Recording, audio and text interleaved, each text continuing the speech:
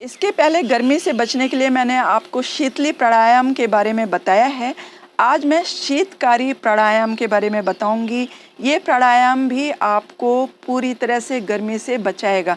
यदि आप किसी ऐसी जगह पे हैं जहाँ पे बिल्कुल भी हवा का इंतज़ाम नहीं है या आपको बहुत ज़्यादा गर्मी लग रही है किसी भी कारण से, तो आप अपने अंदर ही ठंडक कैसे पैदा कर सकते हैं इस शीतकारी प्राणायाम को करके, वही मैं बताने जा रही हूँ। शीतली तो आपने किया ही होगा, शीतली जो नहीं कर सकते हैं वो शीतकारी प्राणायाम करें। इन दोनों में आपको एक ही करना है। ऐसा ना हो कि आपने शीतली भी कर लिया, शीतकारी भी कर लिया और आपका शरीर बिल्कुल ठंडा हो जाएगा।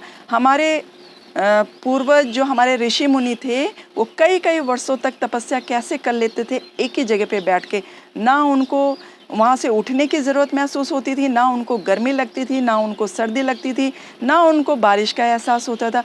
सिर्फ योग के ज़रिए गर्मी में वो अपने शरीर को ठंडा कर लेते थे योग के ज़रिए, और सर्दी में वो अपने शरीर को गर्म कर लेते थे योग के ज़रिए।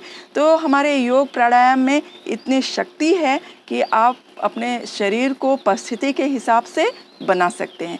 तो चलिए ज़्यादा देर ना करते हुए आज मैं आपको शीतकारी प्राणायाम के बारे में बताती हूँ। जिनको दांतों में ठंडा गर्म लगता है वो इसकी प्रैक्टिस ज़रा संभल के करें, क्योंकि शायद आपको दांतों में और भी ज़्यादा ठंडा लगेगा। जिनके दांतों में दर्द है वो लोग कर सकते हैं, लेकिन जिनको ठंडा गर्म का बहुत ज़्यादा एहसास होता है वो इसको संभल के करें, क्योंकि इसमें दांतों में ठंडी लगती है थोड़ी सी। दांत को एकदम जमा लेंगे, ऐसे करके दांतों को बंद कर लीजिए और सांस लेना शुरू करें। अंदर को सांस खींचना शुरू करें।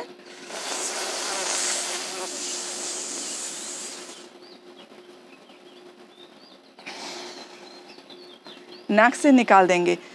सांस को जितना खींच सकते हैं, दांतों को दोनों बंद करके मुंह थोड़ा सा खुला रखेंगे, होठ खुला रखेंगे, लेकिन दांतों को दोनों आपस में मिला लेंगे और सांस को अंदर खींचेंगे जितनी देर खींच सकते हैं। इसमें आप कुंभक भी लगा सकते हैं, मतलब थोड़ी देर के लिए रोक भी सकते हैं, लेकिन आप तुरंत छोड़ भी सकते हैं। तो चलिए फिर से करते हैं। इससे आपके शरीर में बहुत ज़्यादा ठंडी पैदा हो जाएगी और रोज़ सिर्फ 2 या 3 बार ही इसकी प्रैक्टिस करनी है। 2 से 3 बार ही करने से आपको ठंडक महसूस होने लगेगी। आप इस प्रैक्टिस को सितंबर के सिर्फ लास्ट तक कीजिए। अक्टूबर से बंद कर दीजिएगा, क्योंकि यदि आप अक्टूबर नवंबर में भी करते रहते हैं तो ठंडियाँ जब आएंगी ना, तो आपका शरीर इतना ज़्यादा अंदर से ठंडक देने लगेगा कि आपको आम लोगों की तुलना में ज़्यादा ठंडी लगेगी। ये मैंने करके देखा है, मैंने महसूस किया है ऐसा, इसलिए आपको बता रही हूँ। आप सिर्फ सितंबर के लास्ट तक इसकी प्रैक्टिस करेंगे, उसके बाद इसको बिल्कुल भी छोड़ दीजिए। आप इस प्राणायाम को बिल्कुल नहीं करेंगे सितंबर के बाद, क्योंकि आपका शरीर पूरा अंदर से ठंडा होने लगेगा। और गर्मियों में फिर मैं बताऊंगी, ठंडियों में फिर मैं बताऊंगी कि आपको अपने शरीर को गर्म करने के लिए कौन सा प्राणायाम करना है। अभी गर्मियां हैं तो हम गर्मियों की बात कर लेते हैं। चलिए फिर से एक बार शीतकारी करते हैं। दोनों दांतों को एक दूसरे से मिला लेंगे और सांस को अंदर खींचें।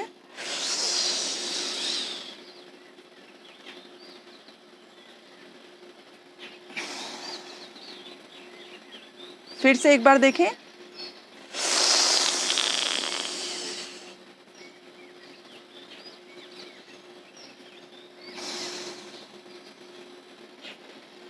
ऐसे करके आप 4 से 5 बार से ज़्यादा नहीं कीजिए एक दिन में।